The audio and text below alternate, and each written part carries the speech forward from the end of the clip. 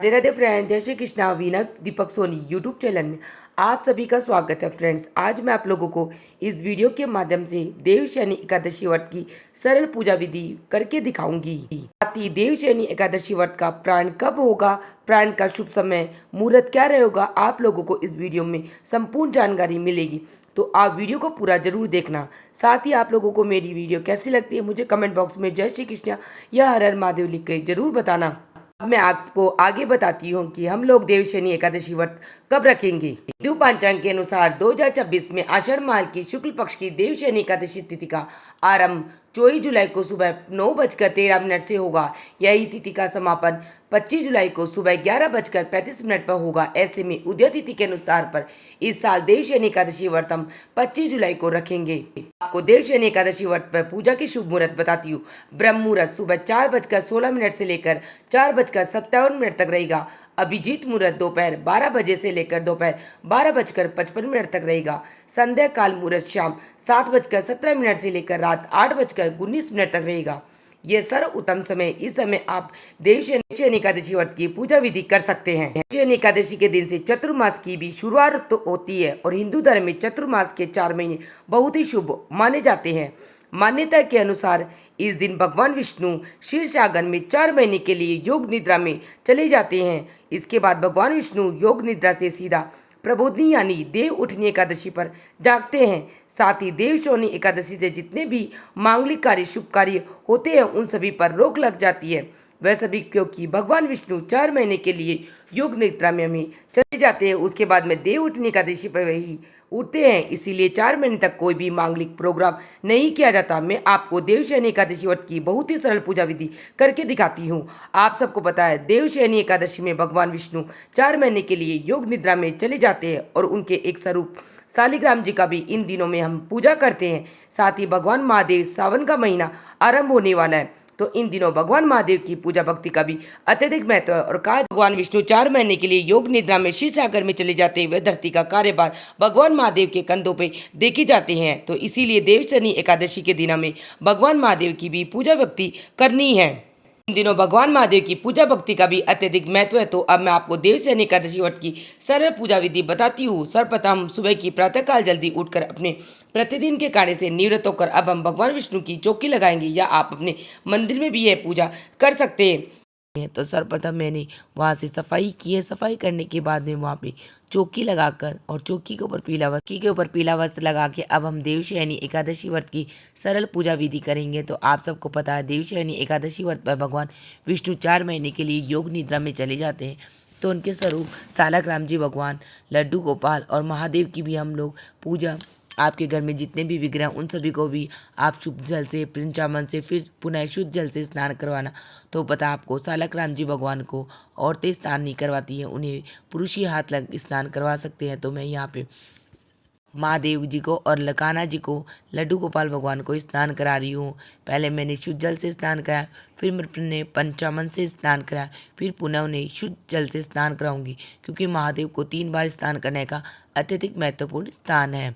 तो अब हम सभी को भगवान को अपने अपने स्थान पर विराजमान करेंगे। तो सर्वप्रथम पीले चौकी विराजमान किए, उसमें भगवान सभी के लिए पुष्प लगाएंगे और उनको अपने अपने स्थान पर विराजमान करेंगे।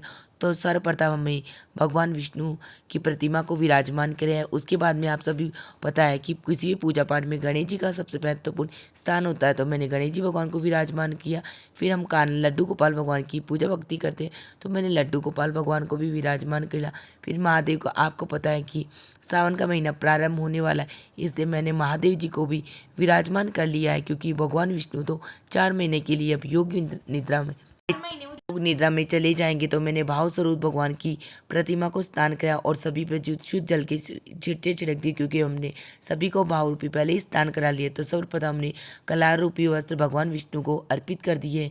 उसके बाद में भगवान विष्णु, गणेश जी इनको भी कलार रूपी वस्त्र अर्पित किए हैं। मैंने जनेऊ पहले ही भगवान को पहना दी है और महादेव जी को भी मैंने जनेऊ पहना दी है और कान्हा जी को हमने पहले ही वस्त्र पहना दिए, तो सभी पे पुष्प अर्पित करेंगे। तो आपके पास पीले पुष्प हो तो बहुत अच्छी बात, पीले पुष्प नहीं हो तो आप किसी भी रंग के पुष्प भगवान को अर्पित कर दें। उसके बाद में मैंने गणेश जी को पुष्प अर्पित किए, महादेव को सफ़ेद पुष्प अधिक प्रिय, तो मैंने भगवान महादेव को श्वेत पुष्प अर्पित किए। फिर बाद में गणेश जी भगवान को शमी पत्र अर्पित किया। मैंने महादेव को भी शमी पत्र, आप सबको पता है महादेव को ये सभी बहुत अत्यधिक प्रिय है। आंकड़े, धतूरे के फूल, पुष्प, धतूरा, ये सभी भगवान महादेव को अत्यधिक प्रिय है। तो भगवान महादेव को जो जो अत्यधिक प्रिय पुष्प, फल मेरे पास जो भी है उन सब के अर्पित करने के बाद में आप सबको पता है कि एकादशी व्रत में तुलसी दल का अत्यधिक महत्व है। तो और आप तुलसी दल एक दिन पहले ही तोड़ लेना क्योंकि एकादशी व्रत वाले दिन तुलसी दल नहीं तोड़ा जाता है। तो मैंने भगवान विष्णु को तुलसी दल अर्पित किया, फिर कान्हा जी को तुलसी अर्पित किया। अब मैंने भगवान शालिग्राम की भी विग्रह को स्नान करा के विराजमान कर लिया है।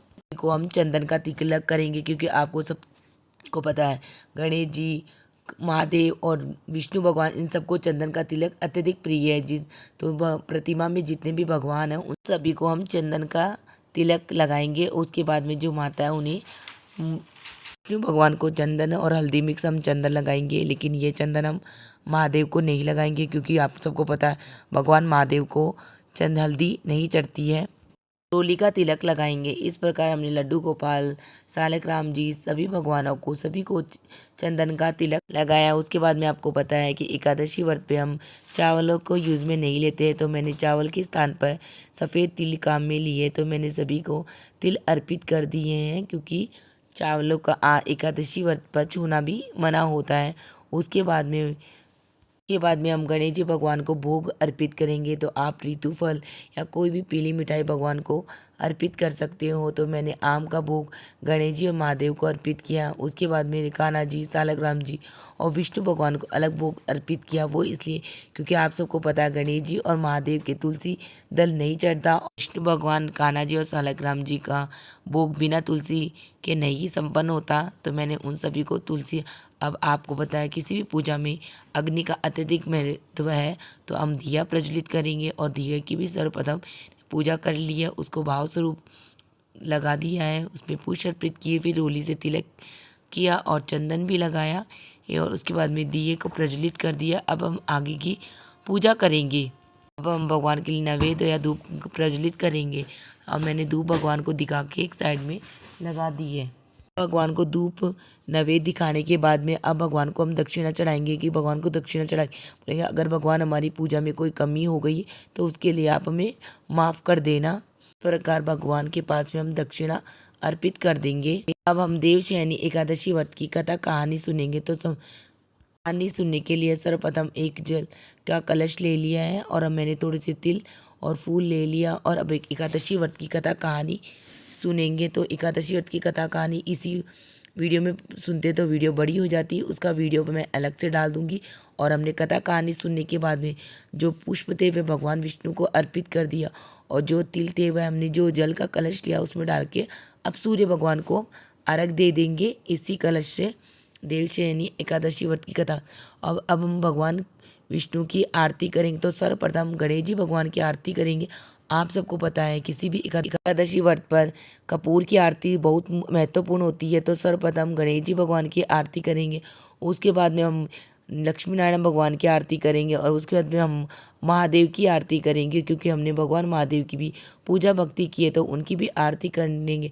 सभी को आरती और देने के बाद में अब हम भगवान से क्षमा याचना करेंगे कि भगवान अगर मेरी पूजा पाठ में कोई कमी या गलती भी हो गई है तो उसके लिए आप हमें माफ़ कर देना। इस प्रकार हम हमारी पूजा पाठ में कमी के लिए भगवान से माफ़ी मांग लेंगे। फिर ये चौकी इसी प्रकार विराजमान रहेगी। इस चौकी में हम रात के समय भी भगवान की दिया प्रज्वलित करके पूजा भक्ति कर लेंगे और जब हम दूसरे दिन 7 तारीख को व्रत का प्रायण करेंगे तब हम चौकी को उठाएंगे।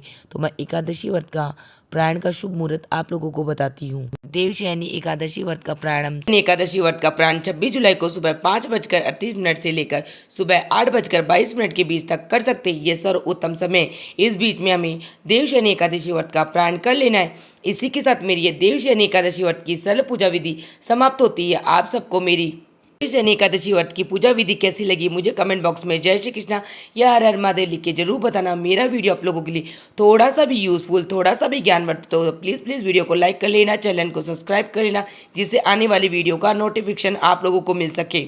वीडियो देखने के लिए आप सभी का धन्यवाद। मिलते हैं नेक्स्ट वीडियो। जय श्री कृष्णा, राधे राधे।